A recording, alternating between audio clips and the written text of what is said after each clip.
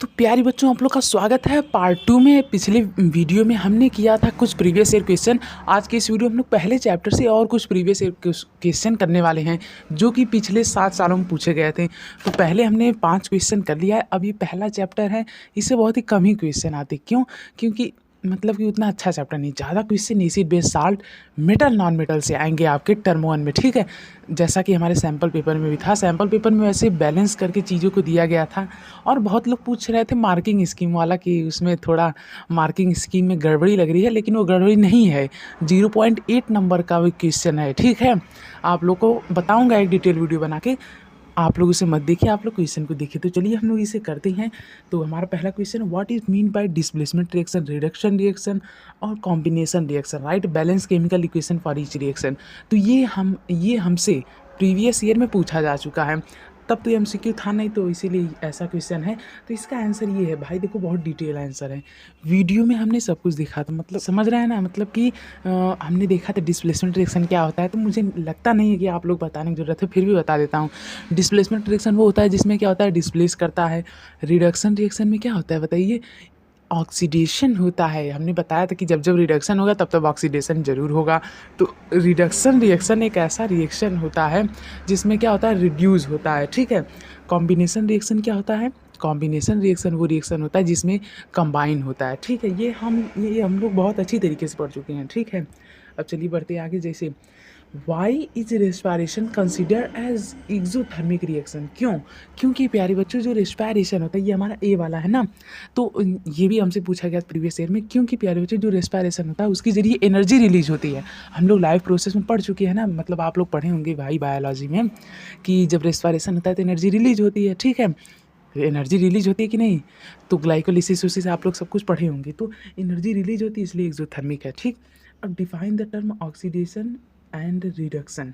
Oxidation मतलब होता है कि जब कोई भी चीज़ ऑक्सीजन गेन करे और हाइड्रोजन लूज करे, कोई भी सब्सटेंस है यदि, तो उसका ऑक्सीडेशन होगा। और रिडक्शन कब होगा? जब वो ऑक्सीजन लूज करे और हाइड्रोजन गेन करे, तो क्या हो जाएगा? वो रिडक्शन हो जाएगा। ठीक, identify the substance that is oxidized and reduced in the reaction CuO plus Zn is equal बन रहा है Cu plus ZnO।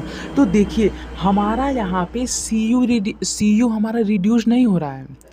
ध्यान रखिएगा इस बात का, मैं आप लोग कई बार बता चुका हूँ। देखिए कभी भी यदि आप ऐसे कह रहे हैं कि Cu रिड्यूस हो रहा है तो ये गलत हो जाएगा। यहाँ पे कॉपर ऑक्साइड का रिडक्शन हो रहा है, जिंक का ऑक्सीडेशन हो रहा है। यदि आप लोग इसे ऐसे कह देंगे कि कॉपर का रिडक्शन हो रहा है और जिंक ऑक्साइड का ऑक्सीडेशन हो रहा है, तो ये गलत हो जाएगा। ठीक है, तो इन सभी बातों का ध्यान रखिएगा।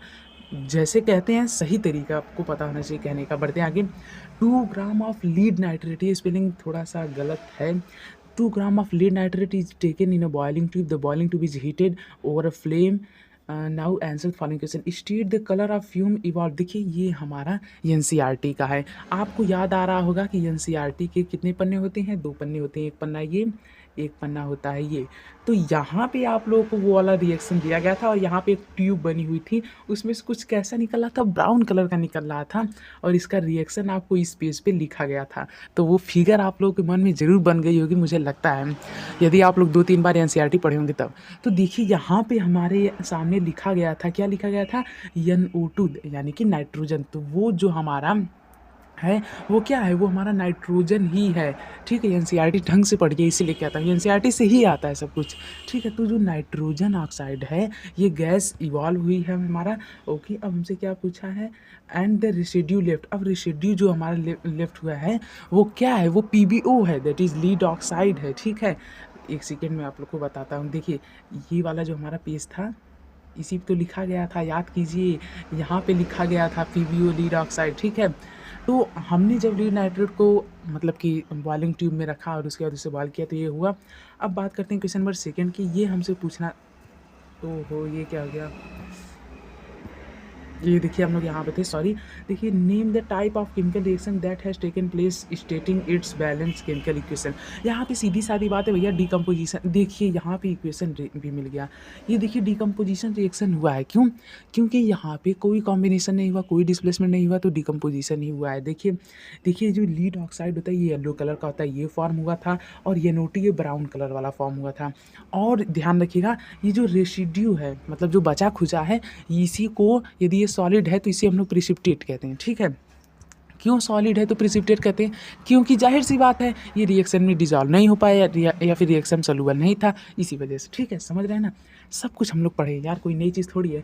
देखिए what is balanced chemical equation, लो भैया, और simple. Why should be the chemical be balance, क्यों बैलेंस करना चाहिए ये बताने की जरूरत है ही नहीं। Write the chemical equation of the reaction in which the following changes has taken place. Change in colour, एक यही लीड वाला बता देंगे तो भी ठीक है, चेंज इन कलर हुआ है, ठीक है। अब देखिए यहाँ पे क्या है, change in temperature. Temperature change कब होता है? जनरली जब एसिड के साथ किसी का भी यदि हम लोग रिएक्शन कराते हैं, जैसे एसिड बेस का ही रिएक्शन हो गया, तो उसमें भी टेम्परेचर चेंज जनरली देखने को मिलता है। और यदि बढ़िया से एग्जांपल चाहें टेम्परेचर चेंज वाला, तो हमारे सामने कौन सा है? याद कीजिए एनसीईआरटी कुछ पेज में दिया था, कैल्शियम ऑक्साइड और कैल्शियम हाइड्रोक्साइड वाला कुछ रिएक्शन याद आ रहा है? तो उसमें भी हमारा क्या होता है, टेम्परेचर चेंज होता है। यहाँ पे एक फिगर बना था, यहाँ पे आप लोग को दिया गया था, ठीक है। इस ऐसे याद रखेंगे, अच्छे से याद रहेगा, ठीक। तो आप लोग यदि एनसीईआरटी पढ़ेंगे ऑटोमेटिक ये सब चीज़ें याद रहेगी। तो कैल्शियम ऑक्साइड वाला जो हमारा रिएक्शन था, कि उसमें हाइड्रो ऑक्साइड जो होता है उसे जो हम लोग समझ रहे हैं ना, मतलब डिटेल में नहीं जाना चाहता क्योंकि हमें ज़्यादा क्वेश्चन करना है। देखिए वैसे एनसीईआरटी में चेक कर लीजिएगा, कॉम्बिनेशन रिएक्शन और डिकम्पोजिशन रिएक्शन, उसमें आपको मिल जाएगा, पक्का मिल जाएगा। देखिए अब इसके बाद क्या है, फॉर्मेशन ऑफ प्रिसिपिटेट। प्रिसिपिटेट का फॉर्मेशन, जैसे कि प्यारे बच्चों हमारा बैरियम सल्फेट वाला जो रिएक्शन था, मतलब कि जो हमारी एनसीईआरटी के इस नीचे साइड में दिया गया था। अरे यार यहाँ पे दिया है, मैं क्या एनसीईआरटी भगा रहा हूँ, यहाँ पे सब दिया है। देखिए ये वाला रिएक्शन हमारा जो है, और देखिए कॉम्बिनेशन रिएक्शन ये वाला हमारा जो है, डिकम्पोजिशन में कैल्शियम ऑक्साइड और H2O वाला, ये वाला रिएक्शन। तो हमारा सब कुछ एग्जाम्पल हमारे सामने दिया गया है, ठीक। बढ़ते हैं आगे। What is rancidity, mention any two way by which rancidity can be prevented. ये लो भाई, रेंसिडिटी क्या होता है? फैट और आयल जब ऑक्सीडाइज होते हैं तो उसी को हम लोग क्या कहते हैं, रेंसिडिटी कहते हैं। इसके जरिए क्या होता है, mention any two way by which rancidity can be prevented. Prevent करने के लिए या तो आप उसमें नाइट्रोजन डाल दो, या तो जो हम लोगों ने पढ़ा था बीपीटी डाल दो, ठीक है। अगर नहीं मिल रहा है कोई बात नहीं, क्योंकि वो एनसीईआरटी एरिया है। तो प्यारे बच्चों अब हम लोग दूसरा तरीका ये कर सकते हैं कि उसे मतलब कि ऑक्सीडाइज होने से बचाएं, मतलब किसी क्लोज कंटेनर में रख दें, ठीक है। मतलब समझ रहे हैं ना, कि जैसे रेफ्रिजरेटर हो गया, एयर टाइट कंटेनर हो गया, वहाँ पे हम लोग इसे रख सकते हैं, एंटीऑक्सीडेंट को ऐड कर सकते हैं, ठीक है। यही सब बातें हैं, मतलब नाइट्रोजन गैस। तो मुझे उम्मीद आप लोग ये सब पता ही होगा। बढ़ते हैं एक और क्वेश्चन तरफ, थोड़ा बड़ा है, बड़ा क्वेश्चन देख कभी घबराना नहीं चाहिए। ये सब 5 मार्क के क्वेश्चन है, मैंने आपको जो जो बताया सब 5 मार्क्स वाले हैं। तो देखें कितना आसानी से 5 मार्क मिलता है। You might have noted that when copper powder is heated in A China dish, the surface of copper powder is coated with a black colour. अब आप लोग फटाफट से बताइए ब्लैक कलर कौन है? कॉपर ऑक्साइड, जाहिर सी बात है, कॉपर है, उसे हीट करते हैं तो बनता है कॉपर ऑक्साइड, इसमें कोई रॉकेट साइंस नहीं। How has this black colour form? देखो भैया, जब कॉपर था उसे जो हमने अपने चाइना डिश में रखा और उसे हीट किया, तो वो ऑक्सीजन से क्या किया, रिएक्ट किया और बना दिया कॉपर ऑक्साइड, और इसी वजह से क्या हुआ, वो ब्लैक कलर का हो गया। अब उसके बाद हमसे पूछा what is that black substance, copper oxide. इतना हम लोग बकबका जुट्ठा रहे हैं क्या? Write the chemical equation of the reaction that take place. तो chemical reaction of that equation is here. देखिए यही है हमारा, क्या है, केमिकल रिएक्शन है, मतलब कि यही हुआ है कॉपर का O2 के साथ। तो इस तरह से आपका सभी क्वेश्चन हो चुके हैं लास्ट 7 ईयर के। अब हम लोग अगले वीडियो में बात करेंगे बड़े चैप्टर, दैट इज जैसे बेस एंड साल्ट, उसके तो कम से कम 3 से 4 पार्ट बन ही जाएंगे टोटल वीडियोज़, ठीक है। मतलब कि टोटल प्रीवियस ईयर क्वेश्चन की, क्यों? क्योंकि ज़्यादा क्वेश्चन उससे आते हैं, मैंने ये नोटिस किया है। सो थैंक यू, जय हिंद, जय भारत। मिलते हैं अगले वीडियो में। सब्सक्राइब कर लीजिएगा और चैनल पे विजिट कीजिए। यदि आप लोग कुछ समय बाद देख रहे हैं इस वीडियो को, तो वीडियो अपलोड हो चुकी है, जाइए चेक कर लीजिए। सो थैंक यू, जय हिंद, जय भारत। मिलते हैं अगले वीडियो में।